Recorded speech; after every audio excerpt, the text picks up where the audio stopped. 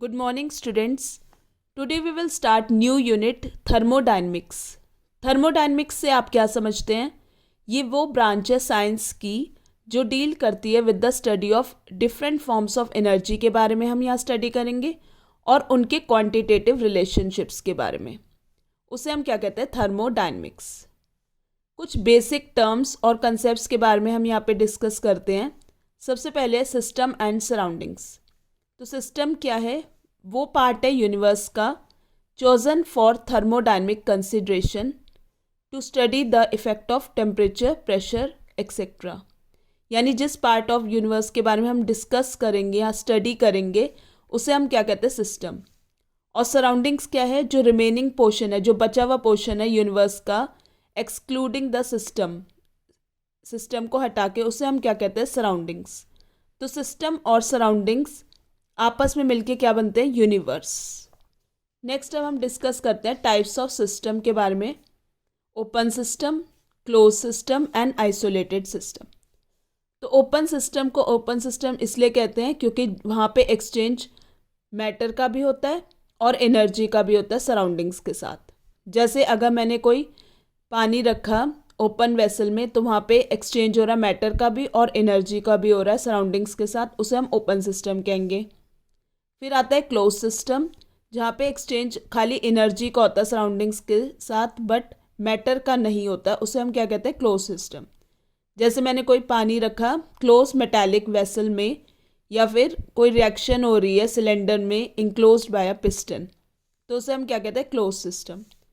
और isolated system जहाँ पे ना तो मैटर का एक्सचेंज होता है ना एनर्जी का एक्सचेंज होता है सराउंडिंग्स के साथ, उसे हम आइसोलेटेड सिस्टम कहते हैं.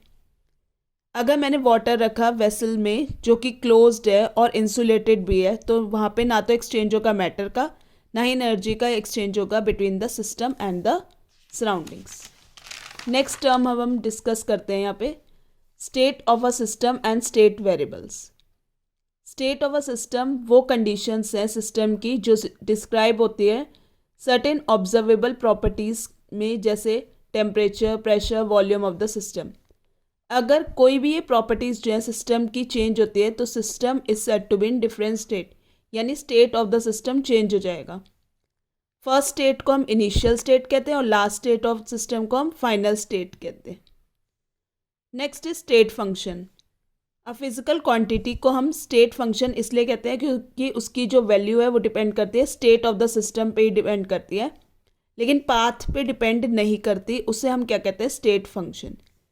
जैसे अगर कोई पर्सन जो है वो he was standing on the roof, छत पे अगर वो खड़ा हुआ है 5 स्टोरीड बिल्डिंग के, उसके पास फिक्स वैल्यू पोटेंशियल एनर्जी होगी इरिस्पेक्टिव, यानी इस बात पे मैटर नहीं करता कि वो लिफ्ट से गया है वहाँ पे या फिर स्टेयर से गया है, उसकी फिक्स वैल्यू है पोटेंशियल एनर्जी की.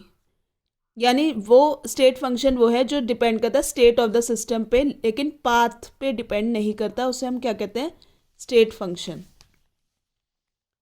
Next is extensive and intensive properties. Extensive properties वो प्रॉपर्टीज़ है जो डिपेंड करते हैं quantity of the matter contain in the system पे. जैसे कॉमन एग्जांपल है इन प्रॉपर्टीज़ के मास, वॉल्यूम, हीट कैपेसिटी. और इंटेंसिव प्रॉपर्टीज़ वो हैं जो डिपेंड करते हैं नेचर ऑफ द सिस्टम पे लेकिन इंडिपेंडेंट होती हैं अमाउंट ऑफ द सिस्टम जो कि प्रेजेंट होता है सिस्टम में. Common examples of these properties are temperature, pressure, refractive index, viscosity, density, surface tension, freezing point, boiling point, molarity, mole fraction. ये सारी क्या हैं? इंटेंसिव प्रॉपर्टीज़ हैं जो डिपेंड करती है only upon the nature of the substance और independent होती है of the amount of the substance present in the system. Next है thermodynamic processes. Isothermal processes. Iso का मतलब क्या है? सेम, यानी कांस्टेंट टेम्परेचर पे जो प्रोसेस हो रहा है उसे हम क्या कहते हैं? Isothermal process. Next is adiabatic process, जहाँ पे कोई भी हीट एक्सचेंज नहीं होती from the system to the surroundings और vice versa. Isochoric process. Iso mean same, यानी वॉल्यूम केप्ट कांस्टेंट, और आइसोबारिक प्रोसेस यानी pressure of the system is kept constant. So these are the basic terms we have discussed.